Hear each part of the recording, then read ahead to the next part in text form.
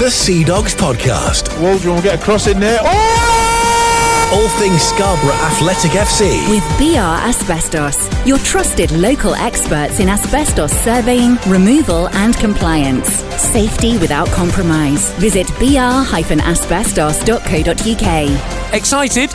I'm Paddy Billington. Welcome to episode 71 of the Sea Dogs Podcast on the eve of the new National League North season. Yes, in a matter of hours, Scarborough take on South Shields back where we belong, at home at the Scarborough Sports Village. And hopefully this season there's going to be more of this. Into the back of the net, it's an absolute beauty from Lewis Maloney. Goal for Scarborough, bicycle kick, Dom Tier. And there's the opening goal, and it's Kieran Wellergy. Oh yes, Will Thornton, the captain. And on this episode, we speak to Scarborough's captain, Will Thornton, about the new season. Also, we'll be chatting to BR Asbestos as well. They are new sponsors of the Victory Bar and also, as you may have heard at the start, they're sponsoring the Sea Dogs podcast and are This Is the Coast Extra commentary coverage as well, which is fantastic. So we'll have a chat with them about why they are supporting the borough and This Is the Coast and a bit more about what they do as well. All coming up, but first, Will Thornton, Scarborough captain, welcome back to the Sea Dogs podcast. How excited are you ahead of the big South Shields clash at Scarborough Sports Village tomorrow? Yeah, really excited. Obviously, more so this season than last, especially. I think we've all missed being back at Scarborough and it all adds to it. It's nice to finally get a home game for the first time in as far as I can remember. And obviously South Shields at home don't get much better. So yeah, really, really excited. I can't wait for tomorrow.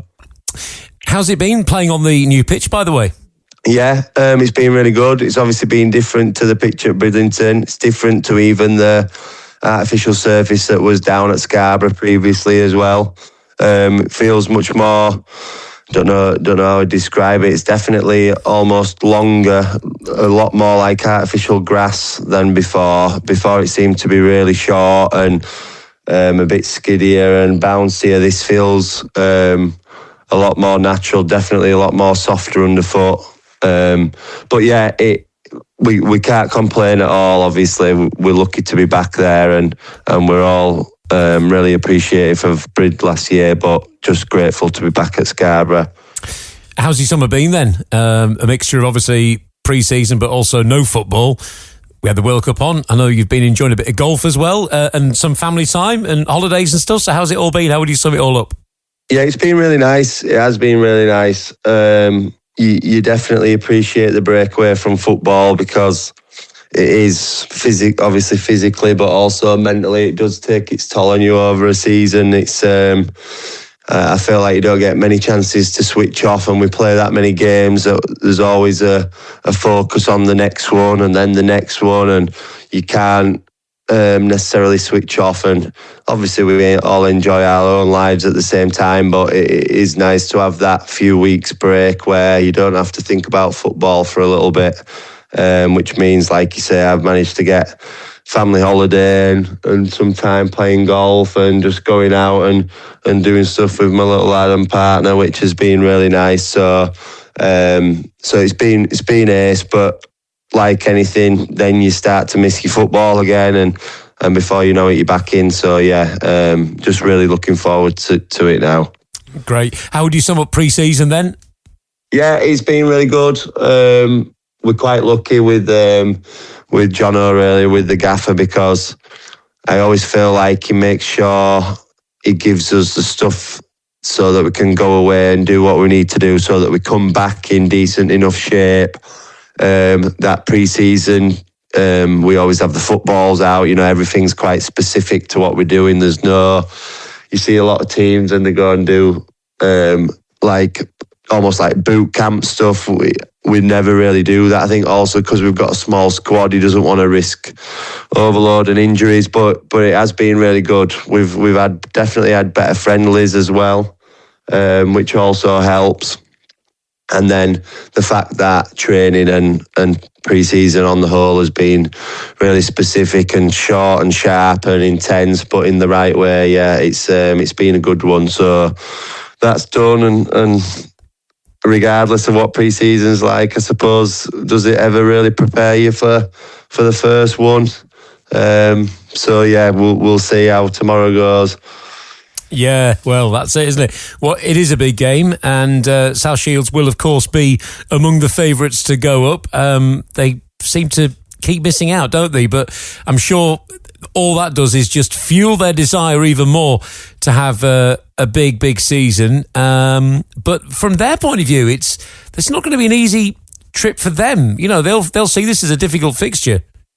Yeah, 100%, and you know, that's what we've said ourselves. I think they'll be coming to us knowing it's going to be a really tough game, and we've got enough within our squad to obviously win the game. We've strengthened over the summer. We've let a couple have moved on, but we've also strengthened, and we've definitely got the capabilities to go and win the game, and I think they'll know that regardless of how good they are. You know, like you say, they're always up there, and with them being the club they are, with the budget they've got and the squad they've got, they'll obviously want to go again and again, and hopefully they'll be thinking that this year's going to be their year, but we'll be hoping that we can start with 3 points tomorrow. Yeah, indeed. And then obviously Hensford, promoted side, but another team that I believe are full-time, and, you know, they've been spending the books. So again, you know, they'll be looking to have a decent season. That will not be an easy task, but it's a great ground, a great place to watch football. I'm sure it's going to be a great place to play football too. So that's another one to look forward to as well, isn't it, in a week's time? Yeah, 100%. I think it's a really tough start when you look at both games. And obviously include Hensford's a bit of a journey as well, so there'll be some travelling. But yeah, like anything, and I think the gaffer always says it whenever he gets interviewed, you know, we go into every game to win. We never look at a game negatively and think that we haven't got the capability to do that. So we'll be trying to win tomorrow, and then we'll be making the journey to Hensford the week after, and we'll be trying to go and get another 3 points there. So if we fall short, we fall short, but we always go into every game believing and thinking that we're going to go and win and get 3 points. So that's exactly what we'll be doing over the next couple of weeks. Yeah, if our home form is as good in these first few weeks as it was last season in Bridlington, then, you know, that sets us up for a great season. It was remarkable, isn't it, the run of wins that we had in the first few months at Brid? Yeah, I can remember, I think it was one of the social media group, one of the non-league groups, I think it was Non-League Bible or someone. I remember them putting us on, and it was only until I actually saw it that I realised how good we'd been at home. I think it was 8 wins and 2 draws in 10, which obviously at any levels, very, very good form. But I think even when we've been at Scarborough previously, you know, we've always had good home form, and we've generally started the season off really well. So fingers crossed we can do that, because it does take a lot of pressure off, and all of a sudden you're not looking down near the bottom, you're already looking towards the top, and you play with a little bit more freedom and a bit less pressure. So fingers crossed we can have a really good start and continue the home form like we have over the last few years. I've seen in the last few minutes the club have posted the squad numbers, so you remain number 5, and also with that captain's armband, yeah? Yeah, everything stays the same for me, which I'm very grateful for. You know, I've been to wearing number 5 the year that me and Bailey played. I think he preferred 6, so I ended up with 5, and it stuck from then. So, and then obviously when Cullo moved on, I was appointed captain, and like you say, it's just stayed the same. It's been a real honour for me, so I'm looking forward to another year of wearing the armband and wearing the 5 shirt as well. Yeah, Lucas Duttard in the team now, of course, as well. So that's a great step up, isn't it? And it's just another message out there to people that, you know, if you work your way up, you know, you could end up, you know, in the first team and having a career or as much of a career as you can. It's great to see, isn't it? Yeah, 100%, and obviously people who know me know that I do the under-19s at Guiseley, so I work with the young lads and scholars every day, and you know, there's nothing better than to see a young lad be given a chance, especially for Scarborough, a local lad, and that's what clubs like to see, and obviously if you are good enough and you work hard enough, you'll get a chance. And I think that's very much the case with us at Scarborough and with Jono. We don't have, everyone knows, we don't have the biggest budget, we don't have the biggest squad, so it's a real chance for young lads to come and when they train with us or playing friendlies with us to make that impression, which Lucas has done. He's come in and Luke has done really well, so he definitely deserves it. Although Luca Colville's not happy because we've now got 2 Lucas in the team and it's starting to get confusing. But other than that, everyone's delighted to have him. Yeah. What's your message to the fans ahead of tomorrow? Because it will be a great atmosphere, but as we know, the fans can make such a difference. And, especially now back home at Scarborough, they really, well, you tell us, you're on the pitch, you're the captain, you know the impact that they can have when they get behind the team. Yeah, it's enormous, and I think especially the lads who have been at Scarborough for a long time, that's genuinely one of the best things about playing for Scarborough is the fan base, and we've got a really good set of fans and a lot of them. And when we are back at Scarborough like we are tomorrow, there's not many better places in non-league to play football. So all I would say is just please come down and support us and cheer us on and make as much noise as you can, because it's going to be a fantastic occasion. And like you said, they genuinely are the difference sometimes. I know we've had loads of home games in the past at Scarborough where they sort of do drag you over the line, or if you're in a bit of a tough time and a tough spell, or you're winning the game and you've got to ride it out, they can really push us through. So please just continue to do what you've done ever since I've been at the club anyway, and support us in the way that you have, and we'll see you down there tomorrow for what should be a fantastic day. Yeah, and after, reaching the playoffs last season, going out at the first attempt, but it was still, the highest position that we ever finished, and we had that game, at Buxton, which was, an exciting game. The ambitions this season, finally, have got to be playoffs again, really, right? Yeah, 100% playoffs again, but hopefully we'll give a better account of ourselves. I think that's what disappointed us most last year, was that there'd never really been a game, especially towards the end of the season, where we felt like we'd been so sloppy, and obviously we conceded 4 goals, which was not like us at all. I think we had I can't remember if it was 3rd or 4th best goals conceded in the league, and then obviously to get into the playoff and concede 4 was really disappointing. But the aim this year will be to go again and make sure we get in there, and when we do, we'll give it another go, and hopefully this time round it'll be even more successful than last.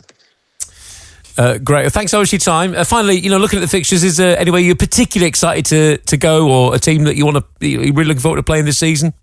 I mean, I think everyone will probably say the same, won't they? I think Morecambe away is probably one that you look at and think they're an absolutely enormous club to be in our league, so that'll definitely be a good one. But as everyone probably knows, there's loads in there now. There's some huge clubs in this league, and some of the away trips are very good in front of big crowds. So there's definitely more than just Morecambe, but I probably would say that, looking at the fixture list. Yeah. All right. Thanks so much for your time. Appreciate it on the eve of the new season. Can't make the game. Working elsewhere, unfortunately, tomorrow. It's always the same in August. I barely see any football, but I will get back at it, and I look forward to cheering you on or doing a bit of commentating away from home, I think, as much as I can this season. So, I will see you when I see you, but I will be listening in, keeping an ear out tomorrow, and, fingers crossed it's a positive result. Yeah, perfect, Paddy. Thank you very much. Extra. The home of live Scarborough athletic coverage. This is the Coast Extra. With BR Asbestos, your trusted local experts in asbestos surveying, removal and compliance. Safety without compromise. Visit br-asbestos.co.uk. This is the Coast Extra. Yeah, this is the Coast Extra. Has a full match commentary of every Scarborough game, home and away, in the league and cup this season, as per usual. Different ways to listen to the commentary. You can listen direct online at thisisthecoast.co.uk/extra. You can also download the This Is The Coast app onto your smartphone for free, and in the menu, switch station to Extra Scarborough. And you can also ask your smart speaker, your Alexa, to play This Is The Coast Extra, or maybe in the very first instance, ask it to launch This Is The Coast Extra, or enable This Is The Coast Extra. Something like that will work. You'll get there. No problem at all. And as Will was saying, we've got quite a lot of exciting away trips this season. Morecambe being one of those teams. We'll be back at Merthyr Town as well in South Wales. There's a fair few long journeys. And as always, you can book your away day travel with Valley Bar Sea Dogs. Find them on social media, and there's links at scarboroughAthletic.com as well. Right, next on the Sea Dogs podcast, episode 71, let's meet our new sponsors of this podcast and the extra coverage, including the Scarborough commentary, and of course supporters of the club by sponsoring the Victory Bar as well. It is BR Asbestos, and from there we can say hello to director Matt. So what made you firstly want to support Scarborough Athletic by sponsoring the Victory Bar? Yeah, so, well, just basically with me being a local lad from Scarborough, I used to play for Seymour Athletic when I was a child. I've always dreamed of, well, not dreamed of, but when I was a child, I wanted to be in Scarborough Football Club. I was a ball boy. I think I even chipped up the linesman one time, being a ballman. Great. Balls boy, whatever you want to call it. And we went to the opening evening, and they did a video. It just got to my heart. And yeah, I just wanted to be a part of it all. Yep. So you are sponsoring the Victory Bar. So it's the BR Victory Bar. Yeah, the BR Victory Bar. Yeah, we're all there on Saturday supporting them. Brill.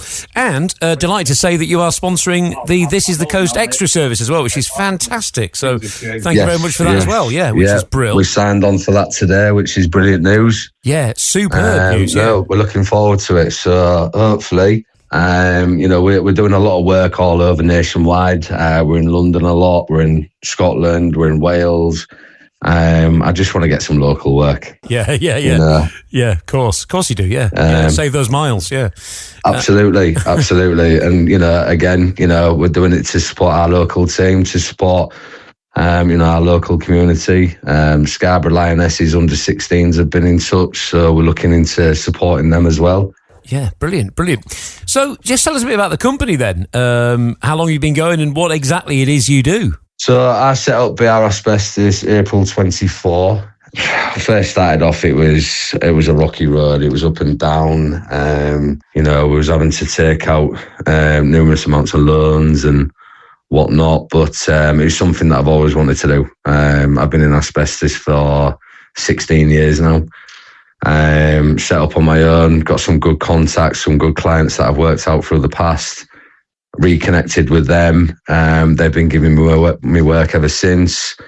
We got our license the November 24, and yeah, it's just been a wild.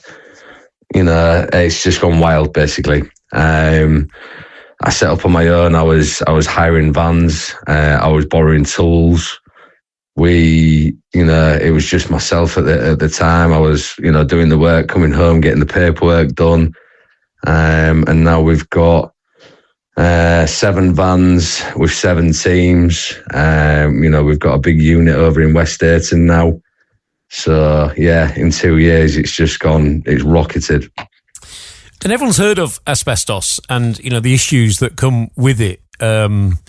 How challenging is it then to do what you do, to remove it from places and, demolition, all that sort of stuff? Well, I've been doing it, like I said, 15, 16 years, and I'm still learning new things every day.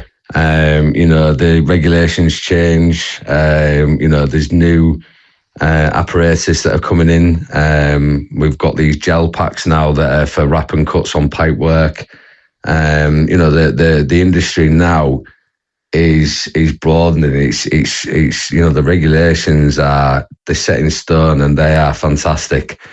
I'm literally at the minute going through my level 6 diploma, which is probably the highest grade that you can get in the asbestos industry. And I just find it fascinating. I mean, I could literally talk anybody to sleep probably talking about asbestos. I'm a bit, it's like when I go on holiday, I'm always looking up and I'm like, yeah, that's asbestos. And yeah. I'm always forever. The thing is with BR, what we try and do is we try and help people. We try and educate them. We don't just take their money. We try and educate them. Even through my quotations, I'm explaining how we're going to do it, why we're going to do it, why it's necessary. we go down the right route. And because of that, we found ourselves, we have got a good team together and we've got some good clients behind us. Sounds amazing. But I suppose you need to look after yourself, don't you? Because there must be dangers dealing with it. We do, but the thing is, the amount of contractors out there that say to us, "Oh, dangerous job," we know about it. So when a client rings us, when somebody rings us, it's because they have found or they suspect it's asbestos. So when we go there and we deal with it, we're wearing the correct PPE, RPE, we're there removing it, but we're wearing the right apparatus. We're doing everything correctly. It's the other contractors out there that are not aware of it, and they don't know how to deal with it. They're the ones that are in trouble.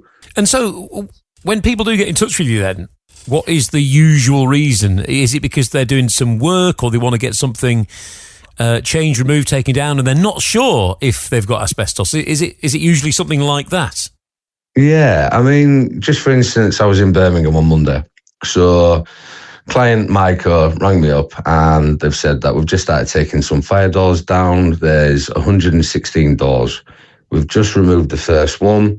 However, we found some suspected material behind it. So I go there on Monday afternoon, straight noticed it, and it's asbestos insulating board, which is AIB, which is a notifiable product. I've said to the guys, look, you're going to have to stop work, come out the building. We had to get an emergency clean-up. We got an analyst to come and record the background air quality test. That then stopped works. It stopped the programme. But the reason behind it was they was working off of a management survey. A management survey is completely different to a refurb survey. So management is, you presume a lot of items, presume asbestos, presume it. Whereas a refurb will dig in, it'll go in a little bit deeper. If they'd have had that refurb survey, they wouldn't have been in the predicament that they're in now. So you're still getting it. It's 2026 and there's still people out there that are still unaware of the repercussions of finding it, discovering it. But there's ways out there now that we're supplying to their clients. Get a refurb survey. Before you start any work, get a refurb survey. We'll dig in, we will find it. And if we do find it, be our asbestos, we can cover it. We can remove, survey and sample. Yeah. And because you're so busy, does that mean that there's not actually an awful lot of people out there doing what you do? Well, I think there's about 420 licensed asbestos removal contractors in the UK now. Right, okay. So the coverage, 420 licensed contractors, is a good coverage. But what you find, and there's a lot of contractors out there that are just there for the money. They will not be there to help the client. There's been a couple of jobs where I hold my hands up, it's some old dear, I need this, and I'm on a bit of a budget, and I've done it for pennies, just purely to help them out. And it's my downfall, don't get me wrong, but I do it for the local community.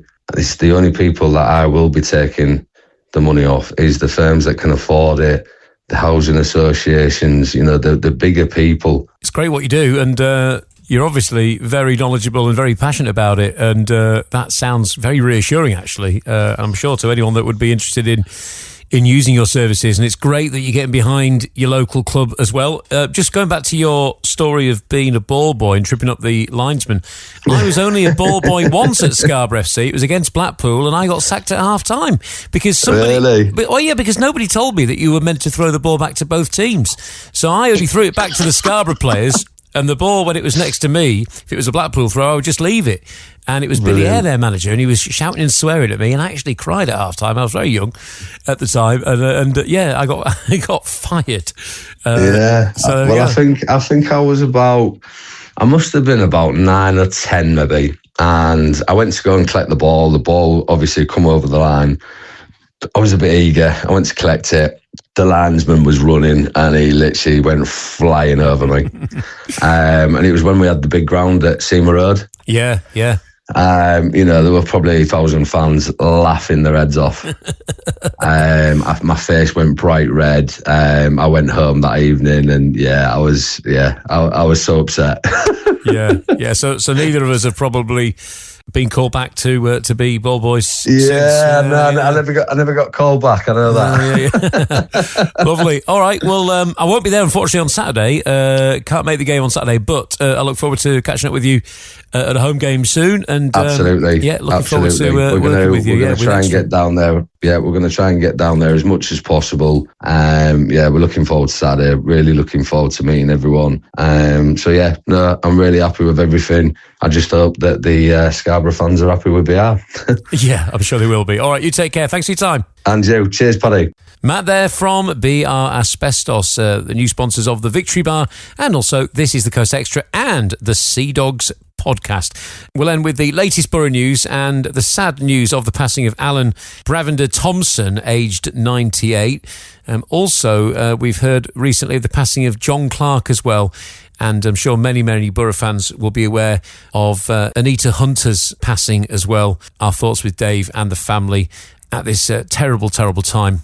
And of course, all the Sea Dogs who've passed in the last 12 months will be remembered with a minute's silence before the start of the South Shields game. And I'm sure it will be absolutely perfectly observed. In other news, the club have announced that Taylor Hyde will join Meg Simpson as part of the first team physio team for this upcoming season. A familiar face to the club. Taylor first donned a Borough shirt, aged 12, having most recently played for the reserve team. He picked up the Manager's Player of the Year award last season. So a regular pitch side with the first team. Taylor's been a trainee sports therapist for several seasons, shadowing Chris Machin, Becky Cox and Meg Simpson at matches and training. Now receiving his qualifications, the club are delighted to welcome him to the backroom team. Fabulous news. Hospitality is back for the 2026-27 season at Scarborough Sports Village. Whether you're entertaining colleagues or clients, celebrating a birthday, having a family get-together, or just want to enjoy a meal before the game, then the club can ensure the ultimate match day experience. They're now taking bookings for the season, and you might even catch some availability for this weekend as well. There's more on the Scarborough Athletic website. And the club are asking every supporter to take a handful of new fixture flyers and help cover their street, and if possible go even further. Share them across neighbouring streets, workplaces, local shops, community spaces and surrounding villages wherever appropriate. I'm sure if you grab an official at the match on Saturday, they'll be able to point you in the direction of a load of flyers which you can take away and deliver at your leisure. Well, that is it for episode 71 of the Sea Dogs podcast with BR Asbestos, our new sponsors. Thank you so much for tuning in. I'm so gutted that I can't make the game. I'm actually working elsewhere for This Is the Coast. We're actually at the Caton View Care Home Community Day, which will be a lot of fun. Looking forward to it. But of course, I will be keeping an ear out on the score. We've got Ant Taylor. So good to have him back, doing what he loves most, commentating on Scarborough, and I can't wait to hear him screaming his head off when Luca Colville swings in a curler from 25 yards out, or Mo Fadira bags a brace against South Shields. That'd be great. So I'll be listening in where possible, and like I say, you can get full match commentary of every Scarborough game home and away on This Is the Coast Extra. The Sea Dogs Podcast.